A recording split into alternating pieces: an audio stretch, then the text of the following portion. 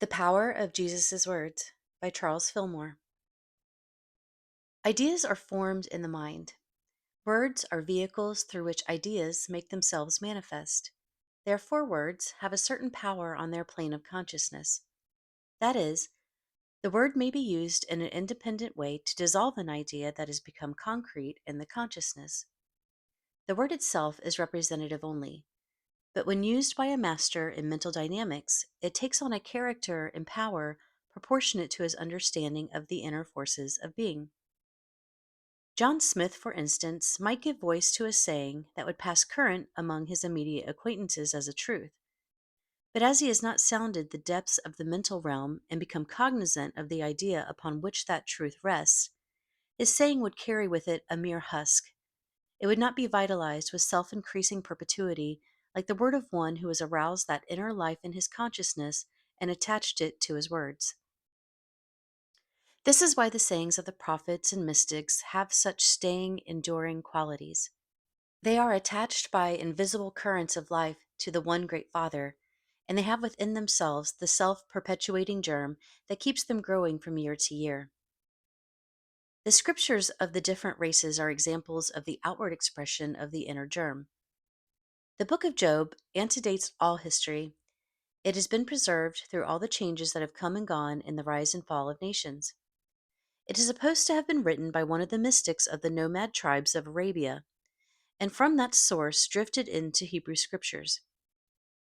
It may have come to the Arabs from the more ancient peoples of Egypt, but it never lost itself with the loss of its custodians. They were wiped out, their lands taken from them, and they no longer were known among the nations of the earth, but the mystic word of Job was not consumed. This is true of nearly all the sacred writings of all people. Secular histories and records of the exploits of men and the affairs of nations have disappeared and been forgotten because they told the tale of the passing world of flesh. But the records of those who had to do with the realm higher than this are preserved, and they are living again today as they have lived ever since they were given forth through the power derived from the Spirit. The true prophet of God does not have to even write his words down. He may speak them to others, and through their own inherent power, perpetuity, and growth, they will find their way into the minds of men. Jesus Christ did not write a line that we know of, except in the sand, yet his words are treasured up today as the most precious that we have, and rivers of blood have been shed in quarrels over the technical meaning of these words, which were written down by men years after they were voiced by Jesus. We thus know by these examples that the word of truth has life in itself, and that it cannot perish or grow less with the changes that come with the fleeting years. We also know that the more spiritual the one who gives forth these words, the more enduring they are, and the more powerfully do they move men. The words of Jesus Christ were given to a very common people, according to the world standard, by a carpenter in a remote corner of the earth.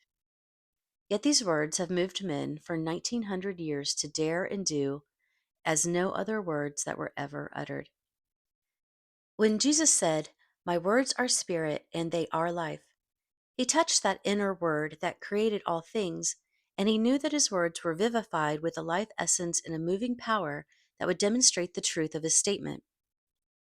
These words have rung through the souls of men and set them afire with God's Spirit throughout the ages. This is because they are spiritual words. They have within them the seeds of a divine life, and they grow in the minds of all who give them place, just as a beautiful flower or a great tree grows from the seed germ planted in the ground. Jesus recognized that the consciousness of man was submerged in the things of sense, that it could not perceive truth in the abstract when presented to it, and that it must, under these conditions, be stirred into activity through some stimulating force dropped into it from without. Hence he sent forth his powerful words of truth to the thirsty souls, and said unto them, "Keep my sayings."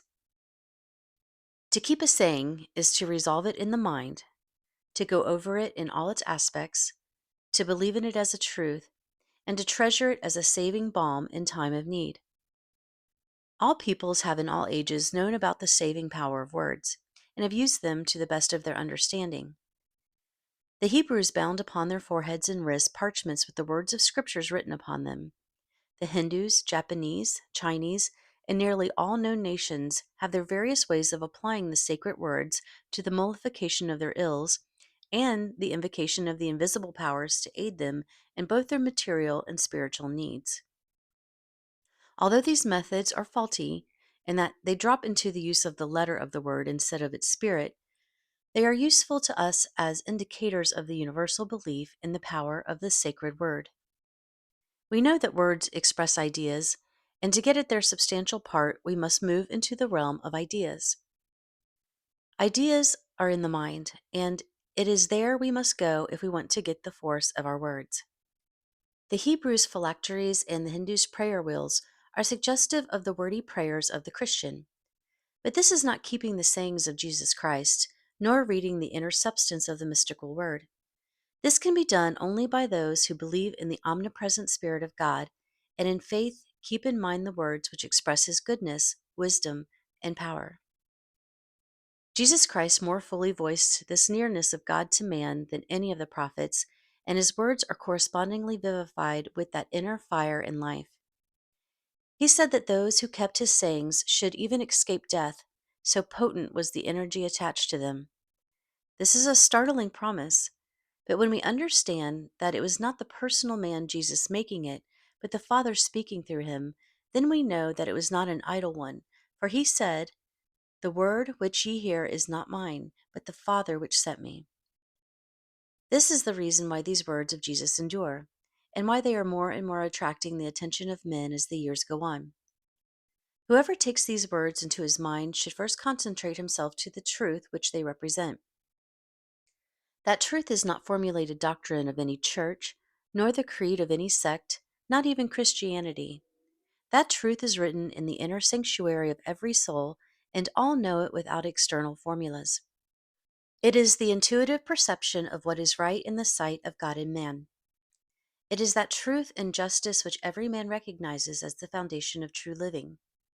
Whoever consecrates himself to follow his inner monitor and to live up to its promptings, regardless of social or commercial customs, has consecrated himself to do God's will, and he is fitted to take the words of Jesus Christ and make them his own.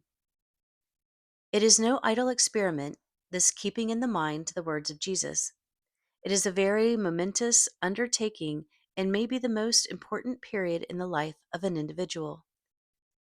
There must be sincerity and earnestness and right motive, and with all a determination to understand the spiritual import.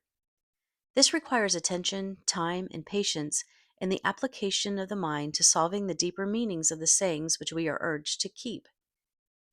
People have a way of dealing with sacred words that is too superficial to bring results. They juggle with words, they toss them in the air with the heavenly tone or the oratorical ring and count it a compliance with divine requirements. But this is only another form of prayer wheel and phylactery. It is that lip service that Jesus condemned because its object is to be heard of men. To keep the sayings of Jesus means much more than this. It has a significance peculiar to the inner life, and it is only after this inner life is awakened to that true sense of the spiritual word is understood. But the sincere keeper of Jesus' sayings will, through his devotions, awaken that inner spirit, and the Lord will come to him and minister to his cause as carefully as to the adept mystic. Jesus said, "My words are spirit." Spirit is that indescribable, invisible cause that produces effects. He who lives in the consciousness of effects alone can know nothing about spirit because he has not made himself acquainted with the realm in which it operates. But no one is barred from becoming acquainted with spirit and residing in its domain. It is just as accessible as the material and far more attractive. If you want to know about spirit, you will have to take up spiritual ways. You cannot go to spirit land by traveling the lower road. It does not lie on the map of the earth, and no man has found it in his physical geography. Spiritual things are spiritually discerned, was the discovery of one long ago, but he had no copyright on the find. To him, it was a revelation, just as it will be to you and to everyone when it dawns upon the consciousness. It is a great advantage to the spiritual seeker to make this discovery. Millions of people in every age have tried to find spirit through matter and material ways, but their dust is always mingled with that of Mother Earth. They have not fulfilled the promise of Jesus because they have seen death and succumbed to its dissolving hand. They have missed the goal because they did not keep the sayings of Jesus. They kept the letter instead of the spirit. They applied in an abstract way what was intended for everyday practical use. Jesus tells us his words are spirit and then says, keep them. How can one keep a thing which he knows nothing about? How can you keep the words and sayings of Jesus unless you get right where he was and grasp them with your mind, your spirit? Surely there's no other way to keep his sayings. Those who are doing so from any other standpoint are missing the mark. They may be honest and they may be good, sincere people living what the word calls pure Christian lives, but they're not going to get the fruits of Jesus' words unless they comply with the requirements. You cannot get blood out of a turnip is a trite saying. Neither can you get spirit and life out of the matter and death. Unless you perceive that there is something more in the doctrine of Jesus than keeping up a worldly moral standard as preparation for salvation after death, you will fall very short of being a real Christian. Jesus did not depreciate moral living, but neither did he promise that it fulfilled the law of God. Very negative people are frequently trusty and moral, but that does not make them Christians after the Jesus Christ plan. His Christianity had a living God in it, a God that lived in him and spoke through him. It was a religion of fire and water, life as well as purity. Men are to be alive, not merely exist in a half-dead way for a few years and then go out with a sputter like a tallow dip. Jesus Christ's men are to be electric lights that glow and gleam with perpetual current from the one omnipresent energy. The connection with that current is to be made through the mind by setting up sympathetic vibrations. The mind moves upon ideas, and ideas are made visible in words. Hence, the holding of right words in the mind will set it going at a rate proportion to the dynamic power of the idea back of those words. A word with a lazy idea back of it will not stimulate the mind. The word must represent swift, strong, spiritual ideas in order to infuse the white energy of God into the mind. This is the kind of words that Jesus reveled in. He delighted to make great and mighty claims for his God, himself, his words, and for all men. I and my Father are one. All power is given unto me in heaven and in earth. The Father is greater than I. It is not written in your law, I said, ye are gods. Ye shall do all these things and greater, were some of the claims he stimulated his mind with, and he produced the results. He fulfilled his words. But he did not copyright those words, nor forbid anyone from using them. He importuned you and me to keep them as he had kept them, right in our hearts, realizing that it was no idle repetition of idle words, but the setting up of a living fire in the soul that should never go out. This is what the sayings of Jesus will do for everybody who keeps them in the inner sanctuary of the mind. They will kindle a fire there that will burn higher and higher until it licks the very canopy of heaven and burns a hole in the blue vault of truth, revealing the wonders of God to the astonished eyes of man. Jesus' sayings are varied, but all are food for the minds of his disciples. None of them are too hard for him who would be a disciple, nor are they too far from his present realization. What you now comprehend is not the ultimate of your ability in any direction. Because you do not consciously feel that you and the Father are one is no argument against its truth. Men in high states of civilization lived for centuries on this planet without knowing that it was a globe and that there were other continents just across the seas whose shores were inhabited. The race today has like relation to the spiritual universe. We look with longing eyes across the sea of doubts, fears, and delusions, trying to catch a sight of that promised land, but there seems no Columbus to pilot us over. But here comes one who is to us a Columbus, and he has given us a ship and compass. He sailed that sea and found the other shore. He asks us to follow him and keep his sayings. They are a ship and a compass. In about 20 different places in the New Testament, Jesus is recorded as saying, in substance, follow me." To the rich young man who desired to enter into eternal life, Jesus recommended keeping all commandments, but in addition, there was the inevitable: "Sell all thou hast and give to the poor, and come and follow me." Faithfulness to law alone will never make you a follower of Jesus in the regeneration. You must go deeper than this. You must know the secrets of the mainsprings of the universe. These are revealed in spirit, and spirit is found only by those who go about finding it as an orderly way.